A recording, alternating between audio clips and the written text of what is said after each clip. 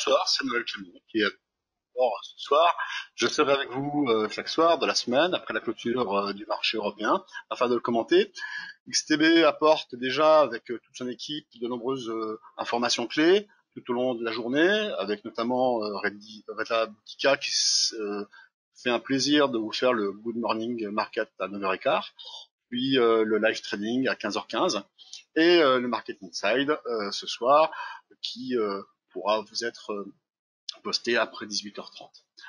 Donc voilà, nous sommes aujourd'hui mardi 31 mars et notre prochain rendez-vous sera demain, mercredi 1er avril. Voilà, donc afin de commencer, nous allons prendre connaissance du rappel légal que nous avons donc à l'écran. Donc XTB France informe les participants que la présentation à venir et les informations qui vont être dispensées ne constituent pas en aucune manière une sollicitation ou une incitation à acheter ou vendre des produits financiers. Voilà.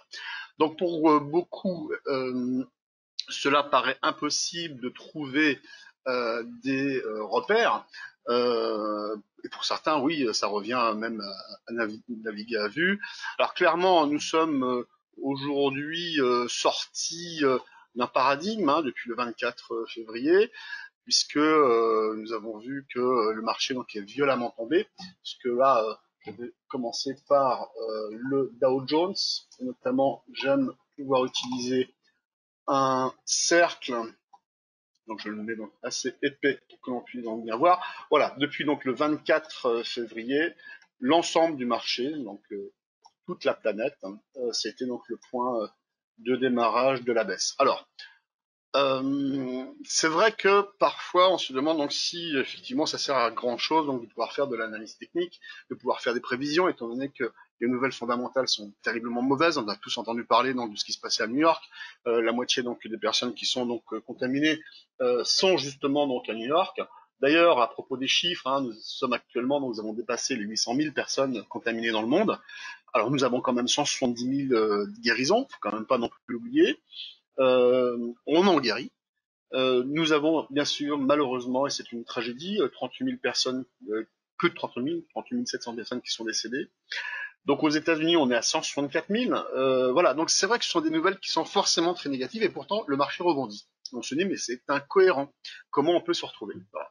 Alors j'ai essayé de réfléchir pour savoir un peu comment vous en parler, puisqu'on m'avait aussi posé la question pour savoir comment on pouvait expliquer ça. Alors ce paradigme que l'on avait auparavant, où nous avions donc un marché qui était systématiquement à la hausse, où on pouvait racheter des creux, où la volatilité était basse, c'était donc le vrai paradis pour le coup, bien s'est transformé donc en quelque chose donc de relativement donc incontrôlable. Et donc si on pouvait faire un parallèle avec une embarcation que nous pourrions prendre pour naviguer sur une rivière ou sur un lac ou quelque chose que bon tout le monde ne navigue pas, moi-même le premier, mais enfin on sait tous ce que c'est qu'une barque ou voire même un pédalo pour essayer donc de prendre un schéma simple.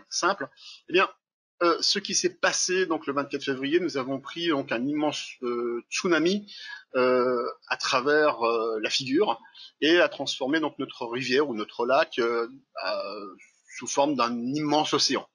Donc il y a quand même un gap entre un lac, un étang et un océan, et donc sur lequel nous avons bien du mal, bien sûr, à retrouver nos repères. Et depuis les banques centrales, qu'est-ce qu'elles ont fait? Bien, elles ont injecté donc de la liquidité, de l'argent, les institutions aussi, pas que les banques centrales.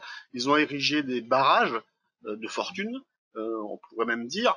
Et donc les eaux ont commencé, pour reprendre l'image, la métaphore, à se retirer.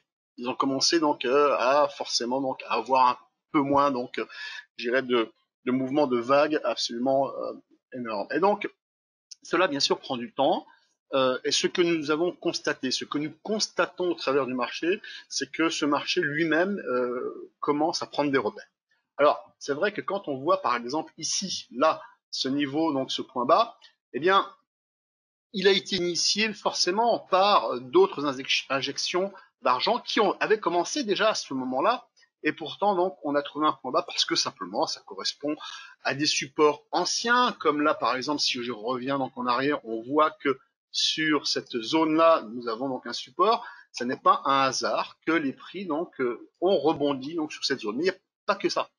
Alors par la suite, lorsque l'on aura bien sûr pris ce repère, il est très probable que d'autres répliques se formeront et que d'autres tsunamis déferleront.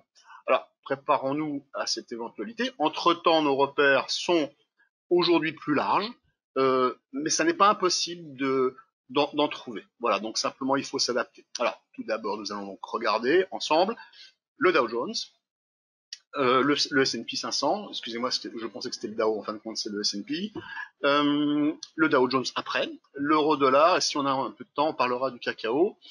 Voilà, donc il y a relativement peu de repères, et donc on va les construire ensemble si vous voulez bien, puisqu'il nous faut quand même des outils pour pouvoir donc analyser donc ce type d'actif qui est donc un indice coté. Alors, vous avez ici donc une moyenne mobile qui est à 55 périodes. C'est une moyenne mobile sous forme donc exponentielle qui permet donc de pouvoir donc voir que pendant toute cette période de hausse, qui est quand même beaucoup plus ancienne, hein, et bien à chaque fois donc les prix donc oscillent autour avec donc cette moyenne mobile à 55 périodes qui était relativement orientée à la hausse, sauf des moments où on était en dérive, elle s'est un peu aplatie, mais on est resté relativement à la hausse.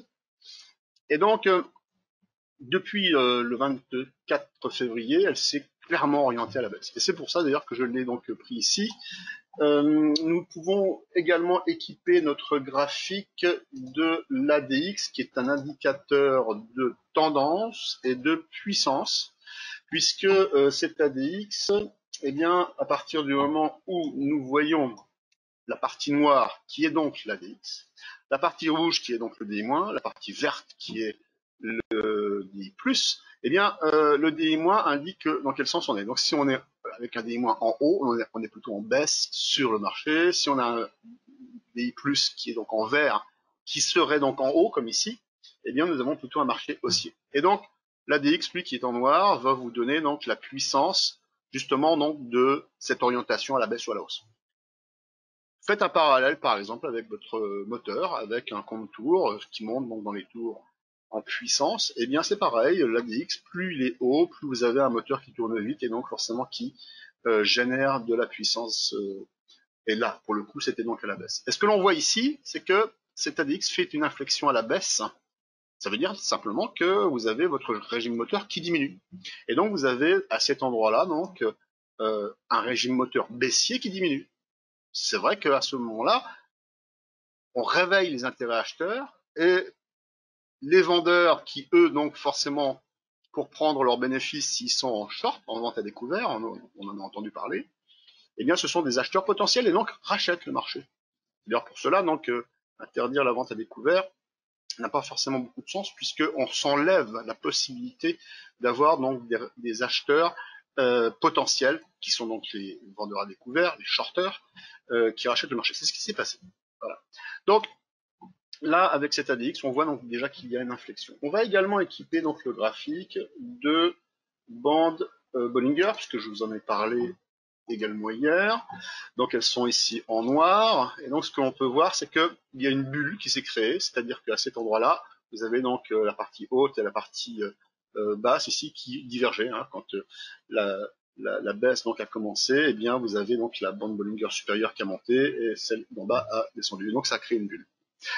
On va pas donc trop s'étendre là-dessus, simplement pour dire que qu'on voit qu'à partir du moment où vous avez donc la bande Bollinger inférieure qui se referme et la bande supérieure qui descend, eh bien nous avons donc un marché qui tendrait, lorsque les moyennes mobiles donc de ces bandes ici vont se rejoindre, eh bien vont contenir les prix. Et donc là on voit que les prix remontent et la premier objectif que l'on pourrait avoir donc serait le gap baissier que nous avons donc nous en avons déjà parlé puisque c'est assez commun donc à tous les marchés. Donc il avait été ouvert le lundi le lundi 9 mars. Et donc ça avait donc créé un trou de cotation. Et donc là c'est le premier objectif. Le deuxième donc qui correspondrait à la moyenne à 155 périodes qui elle donc descendrait si on faisait donc un parallèle à cela. Ici je vais donc la mettre en plein. Je vais grossir le trait.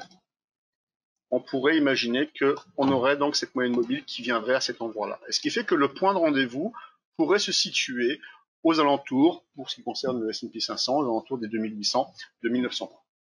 Passons sur le Dow Jones. Alors là, j'ai laissé un peu plus d'éléments, comme ça on gagne du temps. Et on peut voir également qu'à cet endroit-ci, là, vous avez donc un biseau descendant. Un biseau descendant est à connotation haussière. Un biseau ascendant, hein, donc c'est un triangle, si vous préférez, qui monte, hein, où vous avez les deux obliques qui montent, un biseau descendant, les deux obliques baissent, eh bien, ça serait plutôt à connotation baissière. Et là, vous avez à nouveau la MM55, la moyenne mobile exponentielle à 55 périodes, plus la moyenne mobile à 144 périodes, qui est aussi une moyenne mobile de Fibonacci. Bon. Ce croisement-là, donc, est un croisement mortel, on en avait parlé hier. Et donc, le même rendez-vous peut se trouver donc à ce niveau-là, sur la moyenne mobile à 55 périodes, sur le gap, qui est donc un deuxième niveau donc de résistance, qui va donc empêcher les cours d'aller plus haut, plus la moyenne, la bande Bollinger supérieure, qui est aussi une moyenne mobile calculée donc avec un écart type, qui va donc, quand les prix vont arriver à ce point de rendez-vous, eh bien, vont avoir du mal à aller beaucoup plus haut. Et ce point de rendez-vous pourrait très bien se situer entre le 1er avril, donc demain, ça m'étonnerait qu'on y soit quand même demain, et le 6-7 avril. Bien que je ne sache pas donc où est donc le samedi et le dimanche, mais voilà, c'est pour avoir un ordre d'idée. Et donc les ronds que vous avez ici, donc, ce sont des structures en épaule tête épaule inversées, ce sont des structures haussières, ce sont des patterns que l'on utilise en analyse technique, hein, que l'on peut peut-être voir plus facilement donc en 1 heure. Ici, je reviens donc en arrière, voilà. Et donc cette structure ici qui serait donc une épaule à droite, ici une épaule à gauche et ici une tête. Et donc vous auriez donc une ligne de coup qui serait située à peu près donc sur cette période-là, hein, sur ce niveau-là qui serait aux alentours des 21 000. Et donc si on considère qu'on a la même projection, bien que ce n'est pas exactement fidèle un indice par rapport à l'autre, il y a quand même une ressemblance, eh bien, nous pourrions donc avoir le même point de rendez-vous qui devrait se situer ici, et pour avoir la projection, il suffit donc de prendre la hauteur de cette fameuse tête qui est ici, avec sa ligne de coup qui est à peu près là. Et nous prendrions tout simplement la projection qui nous emmène sur un prix qui serait avec un Dow Jones qui aurait un objectif aux alentours des 24 800, 25 300. Et on peut remarquer au passage qu'à cet endroit-là, lorsqu'on parlait des croisements de moyenne mobile, eh bien, nous avons eu ici un croisement haussier quand nous avions eu d'ailleurs dans une analyse matinale dont nous en avions parlé d'ailleurs sur le Dow Jones, que nous faisions un non-croisement haussier qui est très très très négatif. Et donc qui a précipité les prix donc à la baisse. Ici croisement baissier, ici non croisement haussier qui est plus grave qu'un croisement baissier, et ici un croisement haussier. Donc ça veut dire que tout est cohérent et donc nous devrions avoir un marché qui devrait continuer à progresser. Tout peut arriver bien sûr, hein, tout peut s'écrouler, sauf que là actuellement le momentum plutôt serait à la hausse. Et je termine donc rapidement donc avec l'euro-dollar qui lui il est en H1 comme vous pouvez donc le voir ici là. Ce qui était intéressant de voir, et ce sera la dernière fois qu'on en parlera puisque j'en avais déjà parlé donc sur un autre enregistrement. Vous aviez donc ici là le point haut et le point bas donc de cette première jambe baissière qui avait donc débouché ensuite sur un range, donc une dérive latérale. Et donc, pour avoir donc l'objectif de cette baisse, eh bien, j'avais tout simplement pris la projection donc, de cette première baisse que j'ai appliquée à la sortie. C'était assez magique puisqu'on y est arrivé. Ça, on l'avait fait en direct justement avec les clients XTB. Et vous aviez ensuite donc sur l'ADX, puisqu'on en a parlé tout à l'heure, et bien justement cette fameuse puissance baissière que vous voyez ici avec un ADX qui était très très fortement orienté donc à la hausse, hein, il était autour des 40, avec un D- au-dessus, donc très baissier, et bien il s'est complètement donc affaissé donc en dessous de la ligne des 25, puisqu'à 25 on est au-dessus de 25 on est en tendance, en dessous on n'y est plus, et donc ce qui correspondait donc forcément donc à une tendance baissière qui était donc annihilée, sur laquelle donc on a dérivé avec une petite dérive haussière. Là ici donc nous avions donc un premier objectif qui était situé donc sur les 50% entre 51 61,8 61% que l'on voit ici, c'est des retracements de Fibonacci. Vous pouvez voir comment ça fonctionne, et un retracement à 50%. Et là on voit donc le euro-dollar qui a bien rebondi parce que tout simplement donc c'est une parité avec le dollar qui lui donc s'était effondré. Aujourd'hui nous avons une nouvelle importante comme quoi donc la Fed, pour défendre son dollar et pour faire en sorte donc que l'on ne vende pas donc ses bons du trésor, propose donc aux États étrangers, donc s'ils veulent des dollars, eh bien on leur donne donc des bons du trésor. il est probable que ça soutienne le dollar, peut-être pas donc à l'instant T, là maintenant, parce qu'on voit qu'il y a donc une réaction haussière, mais par la suite, on peut très bien imaginer donc que ça puisse renforcer donc le dollar et donc affaiblir l'euro et voir donc que cette tendance haussière puisse s'arrêter. D'ailleurs, au passage, nous pourrions avoir quelque chose qui ressemblerait donc à une épaule tête-épaule, ce qui fait que si jamais ça fonctionne, nous aurions donc un objectif de prix sur l'euro-dollar qui se situerait aux alentours des 1,8, 1,07. Nous n'avons pas le temps pour parler donc du cacao, ce sera pour une autre fois. Merci pour votre attention et merci pour votre intérêt. Les émissions s'étofferont jour après jour. Demain, nous parlerons du DAX, de l'argent et du café. N'hésitez pas à liker sur YouTube et à commenter. Je vous remercie, bonne soirée, au revoir.